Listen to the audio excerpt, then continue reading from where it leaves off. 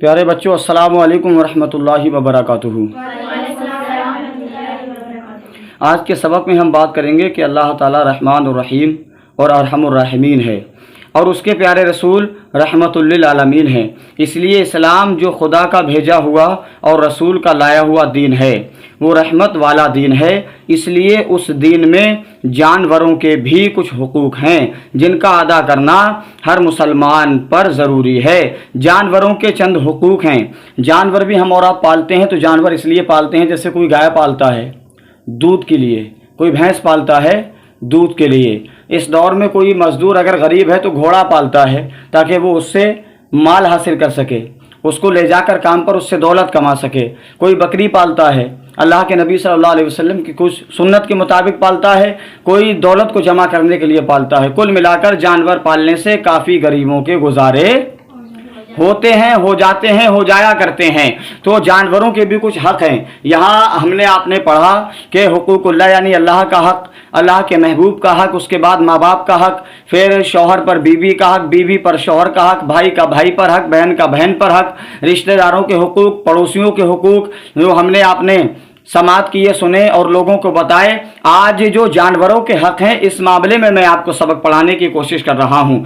تو جن جانوروں کا گوشت کھانا حرام ہے، جب تک وہ ایذا نہ پہنچائیں بلا ضرورت ان کو قتل کرنا منع ہے۔ جن جانوروں کا گوشت کھانا منع ہے جب تک وہ بھی ہمیں پریشانی نہ دیں، جب تک ہم بھی اپنی طرف سے ان کو پریشانی نہیں دے سکتے، بالکل حکم نہیں ہے، حالانکہ وہ کھانے میں حرام ہے، لیکن یہ حکم ہے شریعت کا کہ جب تک وہ تمہیں پریشانی نہ دیں تم بھی ان کو کسی قسم کی پریشانی نہ دو۔ جن جانوروں کا گوشت حلال ہے ان کو بھی جبکہ کھانے کے لیے نہ ہو بلکہ محض تفریح کے لیے بلا ضرورت قتل کرنا، جیسا کہ بعض شکاری لوگ کھانے یا کوئی فائدہ اٹھانے کے لیے نہیں شکار کرتے بلکہ شکار کھیلتے ہیں، یعنی محض کھیل کود کے طور پر جانوروں کا خون کر کے ان کو ضائع کر دیتے ہیں۔ یہ شریعت میں جائز نہیں ہے۔ مثال کے طور پر اب آپ کھلے لفظوں میں سنتے چلیے گا کہ جن جانوروں کو شریعت نے حلال کیا ہے، جن جانوروں کا گوشت کھانا حلال ہے، ان جانوروں کو بھی بلا ضرورت ہم اگر حلال یعنی کہ ہے وہ تو کھانے کی ضرورت نہ ہو اگر تو بلا ضرورت ان کو بھی قتل ہم نہیں کر سکتے۔ اور کچھ لوگ اپنے محض یعنی کہ نشاندہی کے لیے یا اپنی ناموری کے لیے شکار کھیلتے ہیں، تو تاریخ میں لکھا ہے کہ ان لوگوں کے لیے بھی سخت منع ہے کہ وہ لوگ اگر واقعی اس کو کھانا چاہتے ہیں تو شکار کھیل سکتے ہیں، اور محض اپنی دل جوئی کے لیے اگر اس کی جان لے رہے ہیں تو ایسا کرنا شریعت نے ان کے لیے جائز نہیں ہے، شریعت میں جائز نہیں ہے، شریعت نے جائز نہیں رکھا ہے۔ جو پالتو جانور کام کرتے ہیں ان کو گھاس، چارہ اور پانی دینا فرض ہے، اور ان کی طاقت سے زیادہ ان سے کام لینا یا بھوکا پیاسا رکھنا اور بلا ضرورت خصوصاً ان کے چہروں پر مارنا گناہ اور ناجائز ہے۔ کتنی اچھی بات ہے کہ جو پالتو جانور ہیں جن کو ہم کھانا دیتے ہیں، پانی دیتے ہیں، ان سے کام لیتے ہیں، تو شریعت نے یہ تک حکم دیا ہے کہ ان کو بھی چہرے پر مارنا حرام ہے۔ جانوروں کو بھی چہرے پر مارنا حرام ہے۔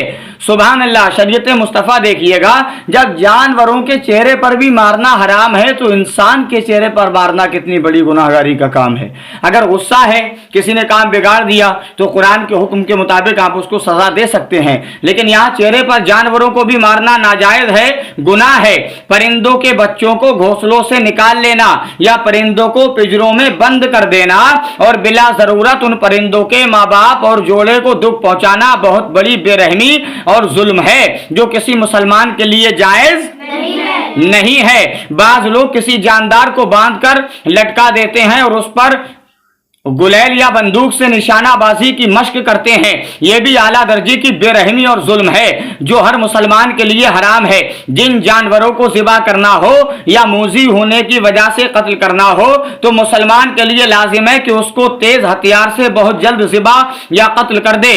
کسی جانور کو تڑپا تڑپا کر یا بھوکا پیاسا رکھ کر مار ڈالنا یہ بھی بہت بڑی بے رحمی کا کام ہے جو ہرگز اسلام میں جائز نہیں ہے۔ جانوروں کا تک یہ تعلق ہے تو انسان کا انسان پر کتنا حق ہے۔ اللہ کی بارگاہ میں دعا ہے اللہ تعالی ہم تمام کو جانوروں سے محبت کرنے کی توفیق عطا فرمائے۔